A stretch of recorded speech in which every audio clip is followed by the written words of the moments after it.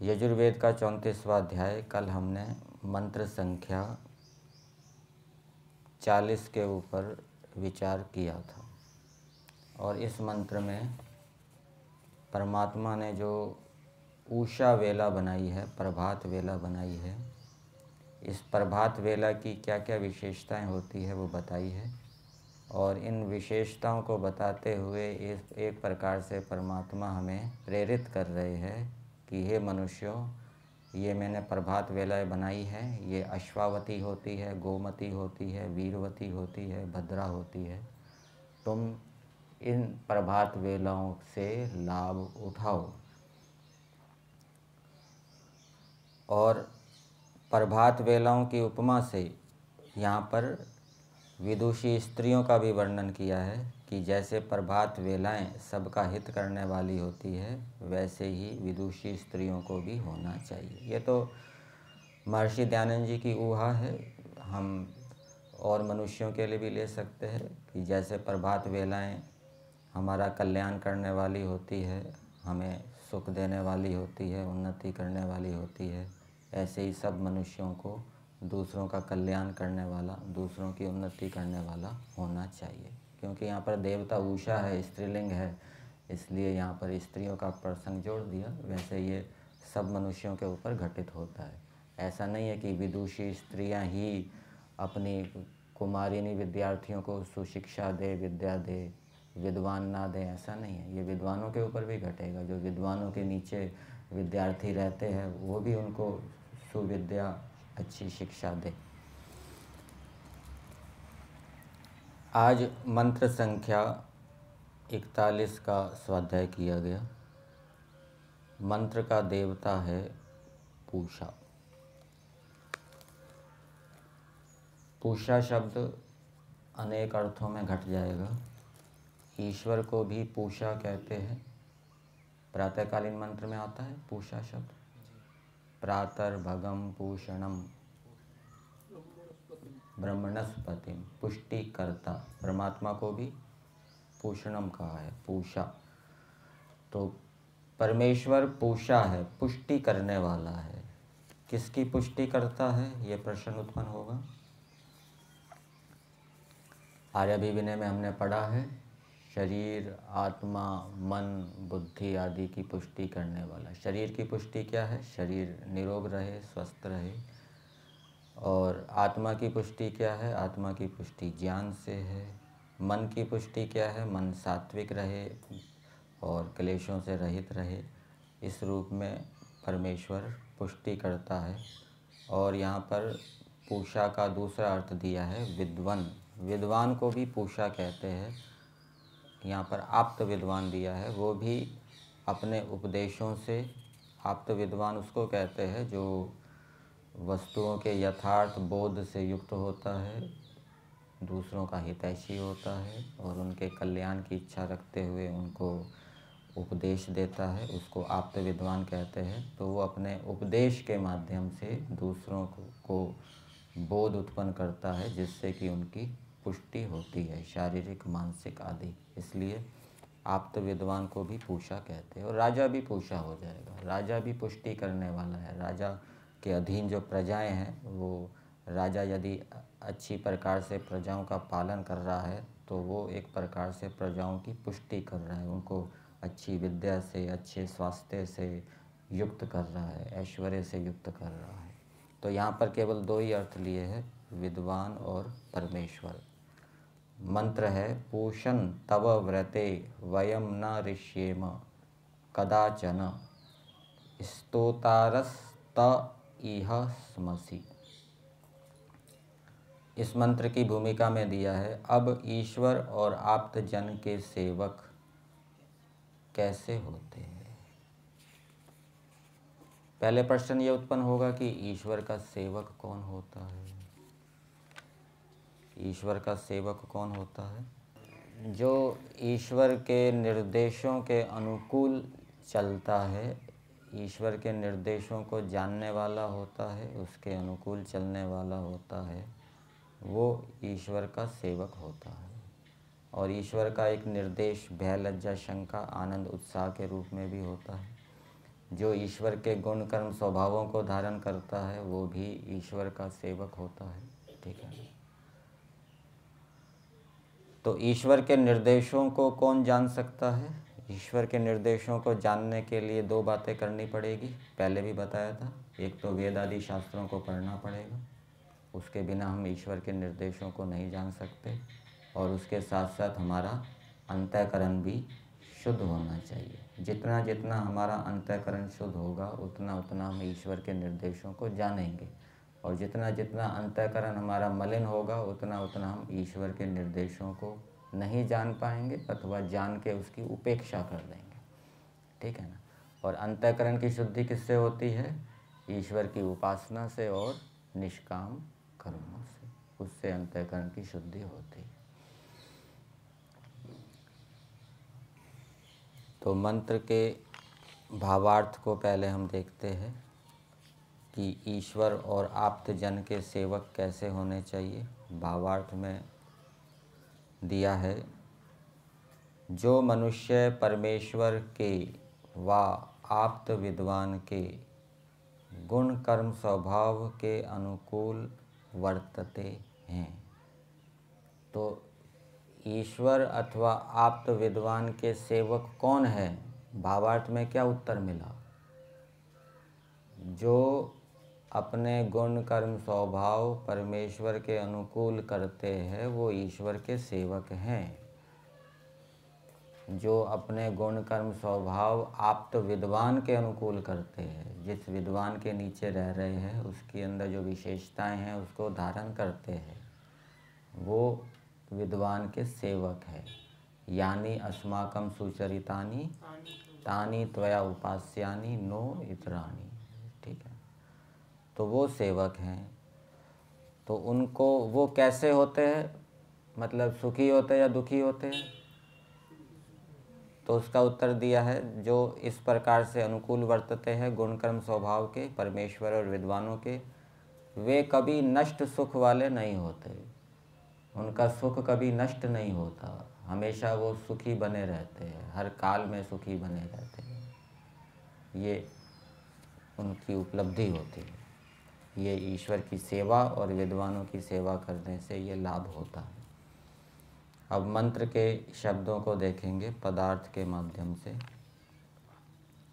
पदार्थ में दिया है, हे पूषण, पुष्टि कारक, परमेश्वर व आप्त विद्वान।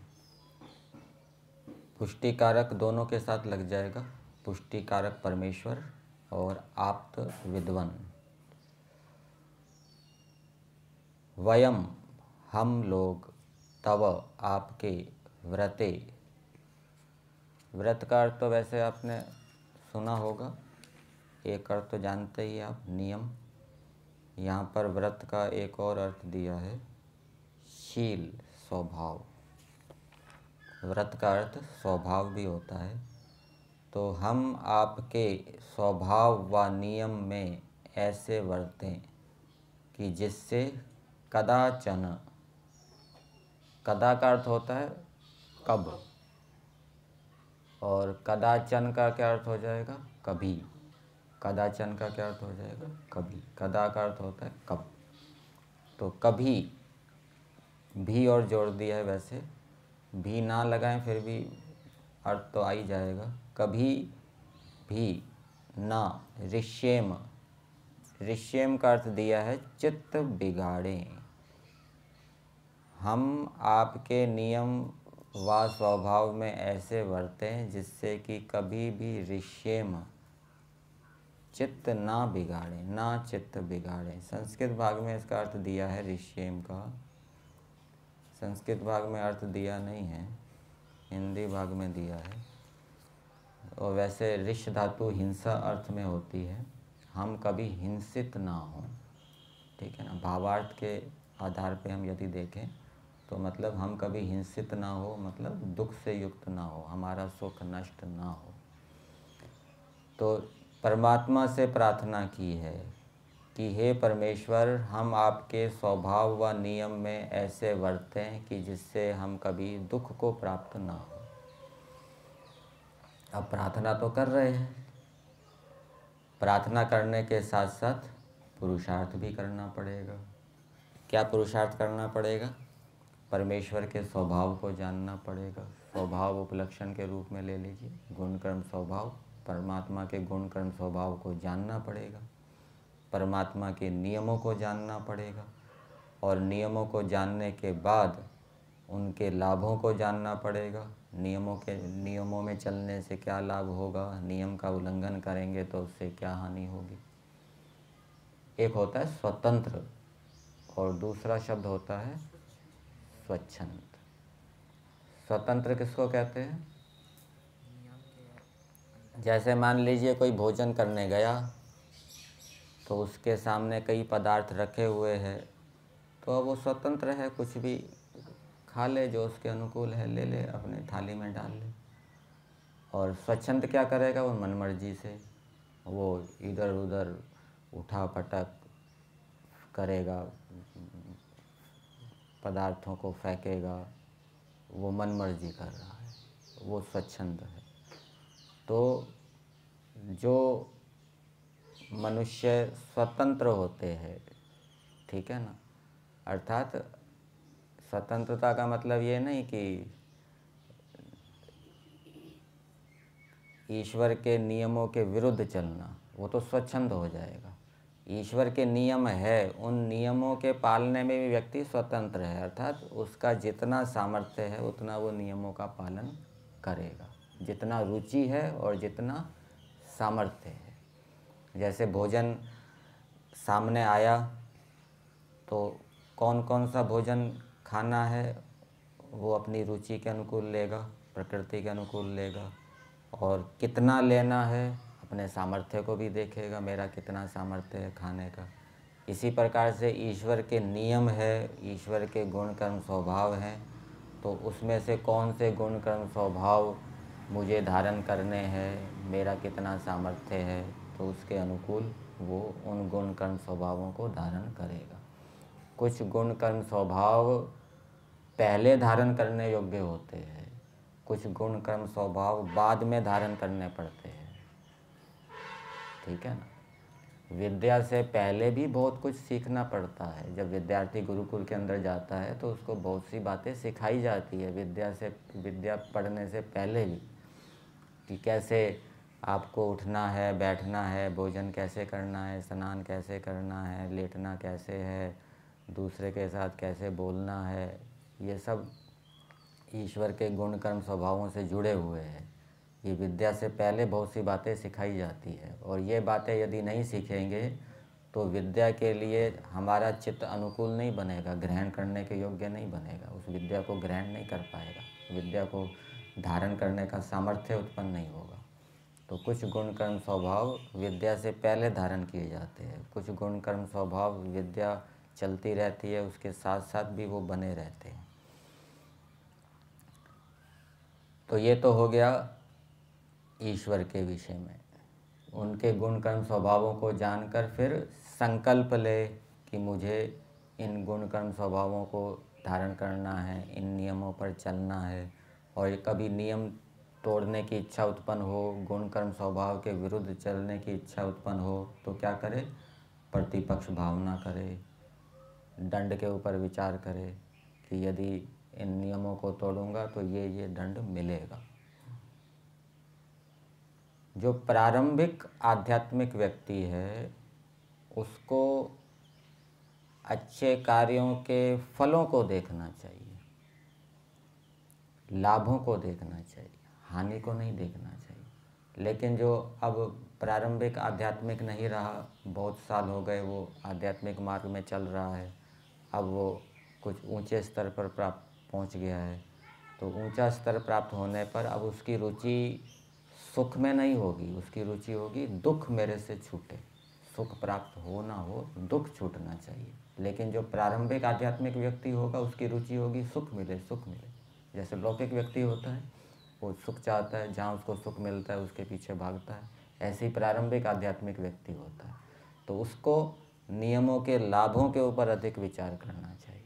और जिसका कुछ स्तर अच्छा हो गया है, अब स्तर अच्छा होने के बाद नियम तोड़ने की इच्छा उत्पन्न हो रही है, तो अब वो प्रतिपक्ष भावना, दुख अज्ञान अनंत फला इति प्रतिपक्ष भावना, ये मध्यम स्तर के आध्यात्मिक व्यक्ति के लिए कहा गया। ठीक, तो इस प्रकार से प्रतिपक्ष भावना करके वो उन नियमों को तोड़ने से बचे, अथवा नियम टूट जाए तो दंड ले। दंडः शास्ति प्रजा, ये मनुस्मृति के अंदर आपको मिलेगा। तो दंड से ही बुद्धि क्या है, फिर ठिकाने आएगी। इसी प्रकार से विद्वानों के विषय में है, विद्वानों से प्रार्थना कर रहे हैं, हे आप तो विद्वान, हम आपके स्वभाव व नियम में ऐसे वर्तें कि जिससे कभी भी दुख को प्राप्त ना हो। अर्थात विद्वानों के नियमों में भी हम दृढ़ता से चलें, निरंतर चलें, कभी उनके नियम का उल्लंघन ना करें, कभी उनके गुण कर्म स्वभाव के विरुद्ध ना चलें। तो वहाँ पर भी यही प्रक्रिया रहेगी, उनके नियमों को जानना पड़ेगा, गुण कर्म स्वभावों को जानना पड़ेगा, और उनको धारण करने से क्या लाभ होते हैं अथवा तोड़ने से क्या हानियाँ होती है, उनको याद करना पड़ेगा, विचारना पड़ेगा। तब व्यक्ति फिर संकल्प लेके उनको धारण करेगा। फिर आगे दिया है, इह ते स्तोतारः स्मसि, इस जगत में ते आपके स्तोतारः स्तुति करने वाले हुए हम सुखी होते हैं। तो जब यहाँ ऋष्येम का जो अर्थ किया है ना, कभी ना चित्त बिगाड़ें, इसकी यदि हम संगति लगाएं कि जब जिज्ञासु विद्यार्थी ईश्वर या विद्वानों के नियमों से चित्त नहीं बिगाड़ता, मतलब कि उनमें अरुचि उत्पन्न नहीं करता, घृणा उत्पन्न नहीं करता, उनमें रुचि बनाए रखता है ईश्वर के गुण कर्म स्वभावों में, ईश्वर के नियमों में अथवा विद्वानों के नियमों में, तो उससे वो क्या है, सुखी होता है। ठीक है, सुख को प्राप्त करता है। और यदि उसने ईश्वर के गुण कर्म स्वभावों में रुचि खत्म कर दी, ईश्वर के नियमों के विरुद्ध चलने लगा, तो फिर उसका जो सुख है वो नहीं रहेगा। तो मंत्र का संदेश मनुष्यों के लिए ये है कि मनुष्यों को ईश्वर के गुण कर्म स्वभावों को धारण करके उसकी सेवा करनी चाहिए, और वो निरंतर धारण करने चाहिए। ईश्वर के नियमों में चलना चाहिए, निरंतर चलना चाहिए, जिससे कि उसको स्थायी सुख की, निरंतर सुख की प्राप्ति हो, कभी उसका सुख नष्ट ना हो। इसी प्रकार से विद्वानों का संग करना चाहिए, और विद्वानों के संग करते हुए उनके अंदर जो अच्छी अच्छी बातें हैं, यानी अस्माकं सुचरितानि तानि त्वया उपास्यानि, उनको धारण करना चाहिए, निरंतर धारण करना चाहिए, उनके नियमों में चलना चाहिए। उनके नियमों में चलेंगे तो उनके पास जो विद्या है, जो योग्यता है, उस विद्या और योग्यता से हम युक्त होंगे। ये मंत्र में कहा।